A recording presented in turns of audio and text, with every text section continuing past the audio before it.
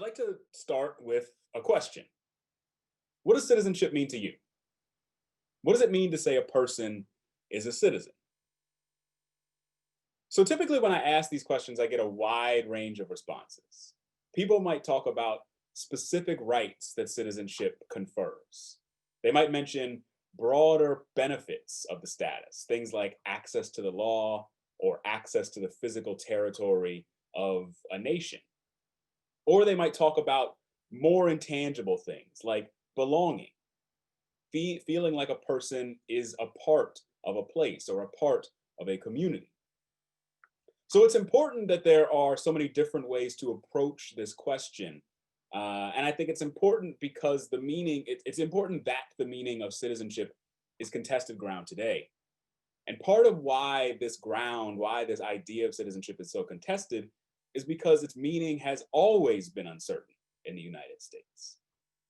Since the beginning of this nation, people have disagreed about the precise terms of citizenship, even when they agreed that it was a thing that was important, even when they agreed that it was a thing worth fighting for. It wasn't always clear what citizenship has meant. So, what I want to do today is to explore this big question. What did citizenship mean in the early United States? And I'm going to define early United States broadly as the period from the Constitution through the Civil War. And I'll talk a little bit, and you'll have seen from the documents that we'll get into a little bit of the history of African American life in the Civil War era. So the goals for today are to learn about, to learn about the uncertain meaning of citizenship in the early United States, to see the ways that some lawmakers tried to use citizenship to exclude African Americans. And also we'll see how Black activists made their own arguments about citizenship and how they challenged these exclusionary ideas and tried to secure rights and secure belonging in this nation. So I also try to think a bit, make sure we're on the right place. I also try to think a little bit about how what I want to talk about today might align with state guidelines for social studies teaching in Texas. And so here are some thoughts. I think that these first two standards or guidelines that I've pointed to, thinking about national identity and thinking about constitutional principles, I think that for both of these, I would say that in the early 19th century, African Americans worked to define citizenship. And when they did that, they were trying to give meaning to an idea that was central to national identity and that was central to the form, like the structure of the government as a republic. So I think it's important to consider African Americans and their political work within our understanding of these first two sort of guidelines here about national identity and understanding the Constitution. I also think that what I'll do today is talk about a couple of additional figures who might be added to a roster of significant US leaders. So a republic is a government that's designed to represent the people. But knowing that raises a question. Who are the people? Who are the citizens of this republic, and what makes a person a citizen? When the United States was founded, there was no clear or agreed upon definition for citizenship. And this was carried over, this was enacted or reflected in the Constitution. The word citizen appeared 11 times in the US Constitution, and you can see here some of its uses. It's used to identify a person who could be president. It's used to describe people who belong to or are connected to certain states and might file lawsuits against another state or a person in another state or against the federal government. And then it's used broadly to describe a person who possesses some set of privileges and immunities, some uncertain set of legal protections. So on a fundamental level, one thing that you can see in these examples is that citizenship was understood to describe a person's relationship to a government. A person could be a citizen of a state or a citizen of the United States. But there were still really important ambiguities here. It wasn't clear who could be a citizen. It wasn't clear what made that person a citizen. And it wasn't clear what it actually meant, like what rights citizenship entailed or ensured. So in the early United States, lawmakers began making arguments about citizenship. And one of the things that I think stands out in these arguments is the way that lawmakers were excluding large segments of the population as they started crafting the concept of citizenship. So in 1790, Congress passed a Naturalization Act. This was a law that would determine who among the many people who immigrated to the United States could become a citizen, who could attain the status of citizenship. And I think one of the sort of the most important parts of this law is this phrase that I have here at the beginning: any alien being a free white person who shall have resided within the limits and under the jurisdiction of the United States for the term of 2 years may be admitted to become a citizen thereof. So live in the US for 2 years, take an oath of loyalty to the Constitution, and most importantly, be free and white, and you could become a citizen. So it's important here to see the way that citizenship was constructed to exclude. Only immigrants who were deemed to be white could become citizens under this law. So largely what this meant is that only immigrants who came from Europe could become American citizens. In 1792, Congress passed a Militia Act. And this was a law that was designed to say who could be enrolled to serve in state militias across the new country. And there are ways to see similar things to what's happening here in the Naturalization Act.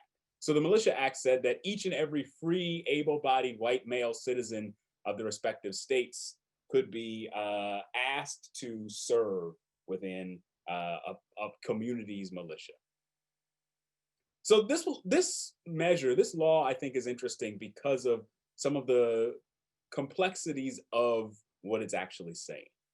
So there are two ways that I think, or two ways that are immediately evident to me about how we could read this law. One is to read it for exactly what it's saying. Only white men could serve in militias. But there's another way to read this law that I think is about what's implied in this text. So the law specified that only white male citizens could be enrolled. So what's being implied here is perhaps there were non-white citizens. Why would one specify white male citizens if only white men could be citizens? So when you think about the Militia Act in this way, I think that you can see that even when lawmakers were trying to exclude African Americans, and even when they were using the word citizen, the word didn't have a super clear definition. It's a concept, it's a language that's being tossed around, that's being invoked by various groups and various individuals for different reasons, but there isn't a shared understanding of what it means to be a citizen. And most importantly, there isn't in the Constitution or in federal laws, there isn't a clearly written definition of citizenship. And there isn't a clearly outlined description of how one can attain the status. So there's a lot of sort of uncertainty around citizenship, even as lawmakers are trying to define it in a way that restricts it and restricts rights to white Americans and really to white or European immigrants. So who could be a citizen in the early United States? It's useful to think about this question through the experiences of African Americans. And I think it's particularly useful to do this because there's been so much tension and so much struggle across this nation's history over the question of whether Black people were citizens. So there's tension over this question of like whether African Americans can belong. And there's also tension over that question because of what it might have meant if African Americans were deemed to be citizens. Probably the most famous and infamous statement by a federal lawmaker about Black people's legal status, maybe the most infamous statement about citizenship, comes from Chief Justice Roger Taney's opinion in the Dred Scott case. So Dred Scott was, for y'all probably know, but I'll just outline this Briefly, Dred Scott was an enslaved man who was living in bondage in Missouri, and his owners brought him to various points in the Northwest Territory, or what's now the Upper Midwest, Illinois, Wisconsin, and these were places where slavery was outlawed. And so Dred Scott filed suit. He sued for his freedom on the grounds that when he went into places like Illinois or Wisconsin, he should not have been enslaved there. And so he could no longer be held in bondage in Missouri. So Dred Scott is a freedom suit based on where freedom and slavery can exist legally. So Taney heard this suit and ruled in the case of Dred Scott versus Sanford. Taney ruled that Dred Scott could not sue for his freedom because Dred Scott didn't have the right to access the nation's courts. Taney said that African Americans were the famous, the most infamous statement here is that African Americans had been regarded as beings of an inferior order and that they had no rights which the white man was bound to respect. So what Taney was actually doing here was trying to get into the minds of the framers of the Constitution from the time that the document was written. He wasn't saying in 1857, Black men have no rights which white men are bound to respect. He was saying that when the Constitution was written, Black men had no rights. So this was a sort of powerful argument and a really significant claim about the nation's history, a significant claim about the foundations of the Constitution. But Taney was making this claim not solely because of his interest in like understanding how the law should work or his interest in really getting at the question of Black people's legal status. Roger Taney was interested in making sure that slavery was a sustainable institution. He was a pro-slavery judge representing the interests of the large number of slave owners and potential slave owners in the United States. And so part of Taney's reasoning on this point was about the danger of freedom suits. If Black people were citizens, it might make it difficult to hold Black people in slavery, because then theoretically, any enslaved person, any Black person who was a citizen might have rights. They might have legal opportunities to change the circumstances of their lives. And so that was dangerous for the institution of slavery. So this is part of why Taney decided the case in this way. The fear of what it would mean for slavery if Black people were citizens. So this vision of a history of African-American exclusion was contested from the nation's earliest decades. From the beginnings of the United States, Black people insisted that they were Americans. They challenged this idea that they couldn't belong in the country, and they insisted that they had made essential contributions and that because of their contributions, they deserved equality in their communities. Also, just briefly, I'll say that Roger Taney's legal arguments stood on slippery ground generally. So he says that Black men had no rights when the nation was founded, but we know that in various states, African Americans were identified and described as citizens. We know that in some states, African Americans were able to vote.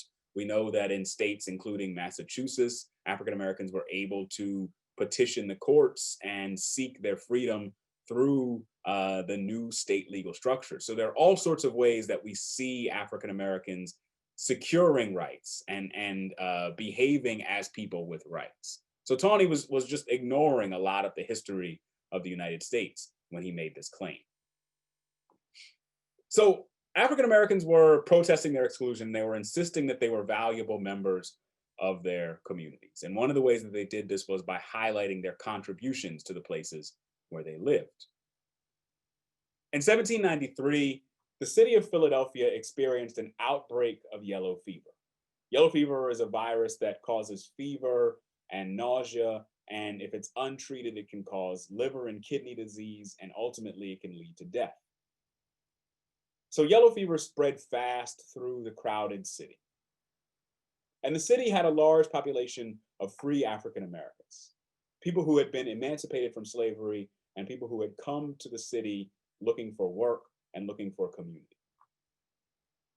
Doctors and political leaders of the time, as they sort of reckoned with the scale of the yellow fever epidemic, they promoted a ridiculous idea that Black people were immune to the yellow fever.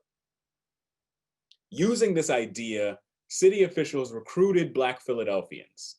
They asked them to tend to the sick and to remove the dead in order to limit the spread of the fever. And they were able to get so many Black folks to do this in part because they convinced Black folks that they were immune. The science wasn't true. About 5,000 people died from yellow fever in Philadelphia that year, and about 400 of those people were African Americans. And so this was roughly in line with their proportion of the population in the city.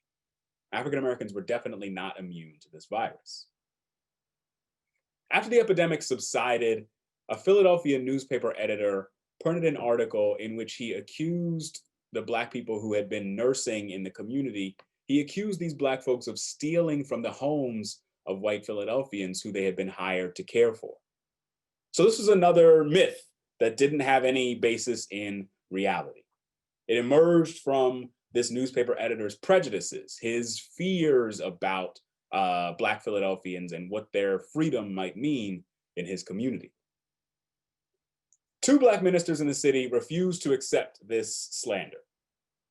Richard Allen and Absalom Jones were both free African Americans, free and prominent religious leaders from Philadelphia in this time. And they wrote a pamphlet that challenged this harmful narrative about Black conduct during the epidemic. Allen and Jones wrote in detail about the dangerous work that Black folks had been doing, and they denied all of these accusations that the nurses, that the medical aides had acted criminally. Instead, they argued that African Americans had offered essential services to the city. They had gone above and beyond what white Philadelphians were doing for one another, above and beyond, in some cases, what it had been expected that these Black nurses would do. And Allen and Jones, because they knew African Americans in Philadelphia, they were able to bring in specific stories to make sure that Philadelphians understood how much Black Philadelphians had contributed during the epidemic. So Allen and Jones wrote, "The Lord was pleased to strengthen us and remove all fear from us, and disposed our hearts to be as useful as possible. A poor Black man named Samson went constantly from house to house where distress was, without fee or reward. He was smote with the disorder and died. After his death, his family were neglected by those he had served." So these ministers, Richard Allen and Absalom Jones, they were expressing real outrage. Black people had offered their lives in the service of Philadelphians whose prejudices led them to believe Black people couldn't die like other people did. And then after this service without fee or reward, after the deaths of people like Samson, the city seemed to forget its Black Philadelphians. The city seemed unconcerned about the human cost of the work that Black people had done during this epidemic. So the pamphlet was doing a couple of things. One is that it was denouncing the city's conduct during the epidemic. It was denouncing people like the editor who had accused Black nurses of crime. Allen and Jones were also making a broader argument. They were saying that Black people belonged in the United States because of their service. They were entitled to some reward. They were entitled to some remuneration, some payment, whether it's actual money or a broader sense of equality or justice in return for their contributions to the community. African Americans had defended and served Philadelphia, and they were justifiably outraged when that service didn't yield justice. The writers, the ministers, concluded this pamphlet with a poem. "God and a soldier all men do adore, in time of war and not before. When the war is over and all things righted, God is forgotten and the soldier slighted." Philadelphia had endured a horrific epidemic. Black Philadelphians had served the community through that epidemic. They had fought, some had died on behalf of the United States. So what Allen and Jones were saying is, don't forget what we've done to help this city survive. At the same time that lawmakers in Congress were enacting measures like the Militia Act and the Naturalization Act, at the same time that this was happening in the 1790s, African Americans were pushing back.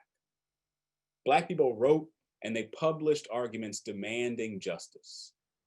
Their conduct in the epidemic showed that they belonged.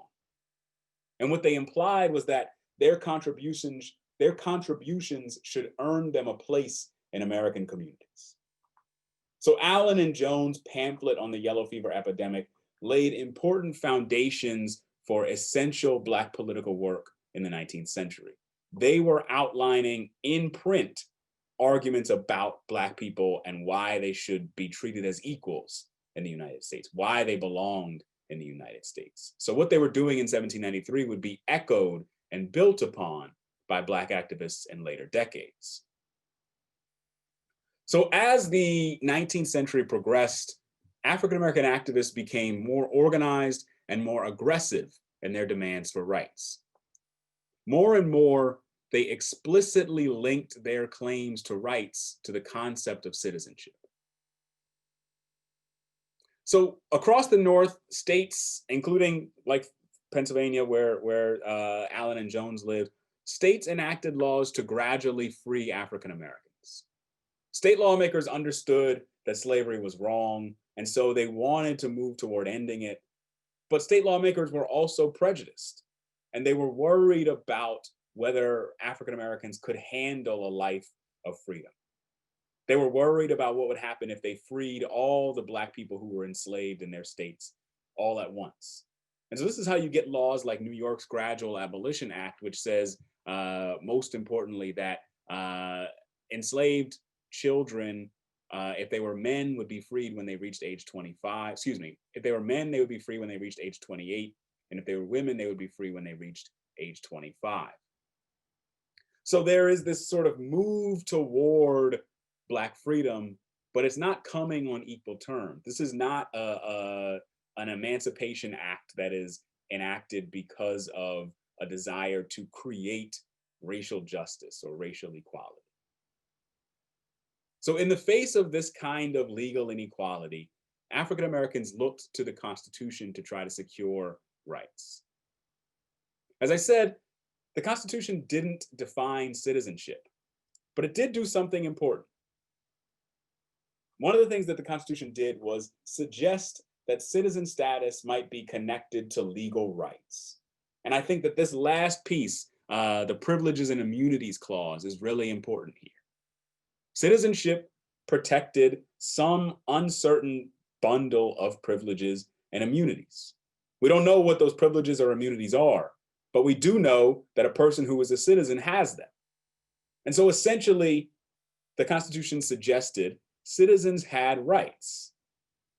So African Americans decided that they would try to get to work specifying what those rights were.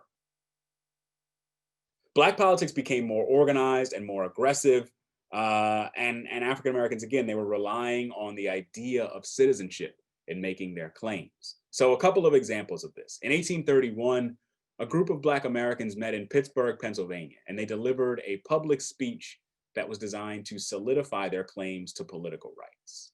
And they said, among other things, that they were freemen, brethren, countrymen, and fellow citizens. And because of that, they were as fully entitled to the free exercise of the elective franchise as any men who breathe.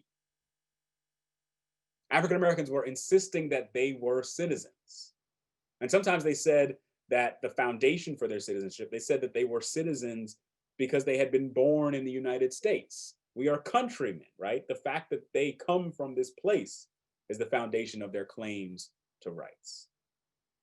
But other times they said that they were citizens because they had contributed so much to their communities. They had done things like serve in the Revolutionary War and in the War of 1812. They had done things like work as nurses in Philadelphia during the yellow fever epidemic.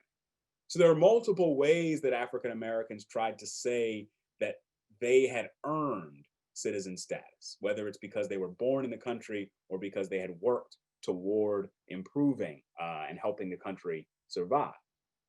But whatever the foundation of the status, what they said, what they agreed on, was that citizenship entitled them to rights.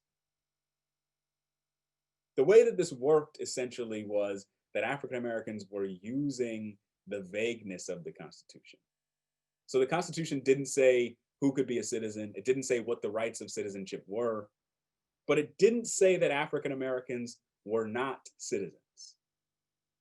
Because of that, Black activists said, we are citizens. They made this argument. They insisted on that status and then used that as the foundation for other claims, for other arguments about what they should have, to what they were entitled to as citizens.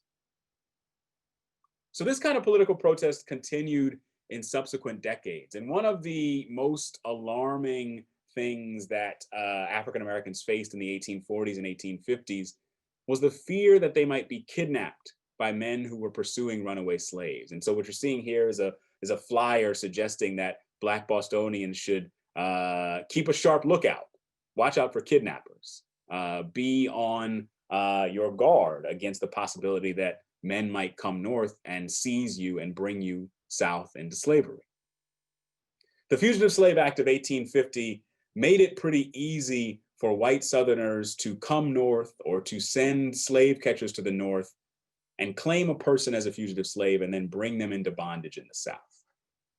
So one thing that activists did in response to this fear, in response to this concern, was that they insisted that free Black people were citizens and that because they were citizens, they should be entitled to a jury trial if someone accused them of being a fugitive slave. They insisted on a right to trial by jury as an essential element of citizenship. And what they were doing was trying to use citizenship in a way that would protect their freedom. They wanted a trial. They wanted more than just one judge or one magistrate being in charge of deciding whether they would live in freedom or in slavery. They wanted a jury of 12 of their peers to determine their fate. And for African Americans, one of the most, I guess the last point I'll make here before I wrap up, one of the most egregious examples of the injustice they faced took place during the Civil War era. In December 1863, the Black Philadelphian William Still was on a streetcar when the conductor required him to step out on the platform. It was December, it was cold, it was snowing in Philadelphia, and so William Still was forced to ride through the frigid air. And he says that the snowflakes were falling on his shoulders and he could just feel, the bitterness of the cold in the midst of the bitterness of the prejudice. Pennsylvania law allowed streetcar companies to exclude Black riders from their cars. And for William Still, what was most upsetting was that on that day in December 1863, he had been on the streetcar because he was visiting Black soldiers who were at Camp William Penn, which was a Union military camp just outside of Philadelphia. These were Black soldiers who were in training. They were men preparing to go to battle in the Civil War, men preparing to join the fight against rebel Southerners. And William Still, when he went to visit these men, when he was trying to return home, was literally being left out in the cold.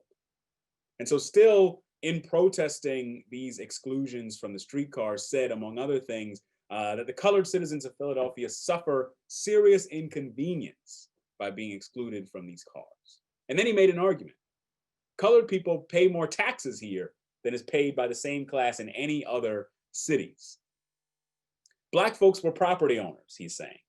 Black folks were economic contributors to their communities. And most urgently, what's implied here by William Still writing about where he was going, what's implied is that Black men were fighting and dying in the Union Army, trying to defeat a slaveholders' rebellion. So even with all of that, they were denied the right to travel freely. African Americans were denied that right. So I hope that with these examples, you can get a sense of some of the ways that African Americans were trying to navigate the circumstances of their legal exclusion and really trying to challenge that legal exclusion. One of the things that they were doing was arguing that they were citizens and saying that because of that status, they were entitled to rights. And they were able to do this because the meaning of citizenship was unclear, was uncertain in the Constitution.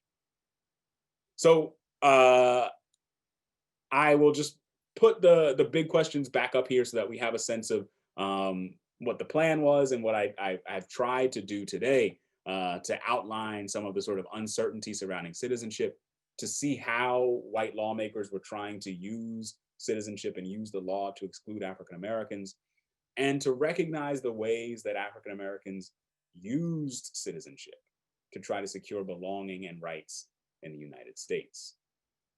A final thought here. In 1868, after the service of Black men in the Civil War, the United States ratified the 14th Amendment. And the 14th Amendment said that African Americans were citizens based on their birth in the nation. Citizenship was a birthright. Any person born in this country was entitled to that status and whatever privileges, immunities, protections it might provide. But still, what's unfortunate and what's limited about the 14th Amendment is that it didn't specify those rights.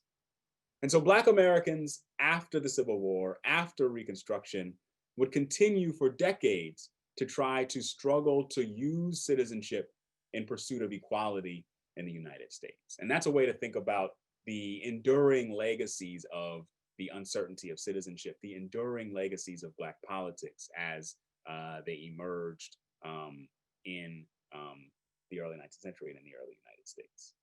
So I'll wrap up there, and I think that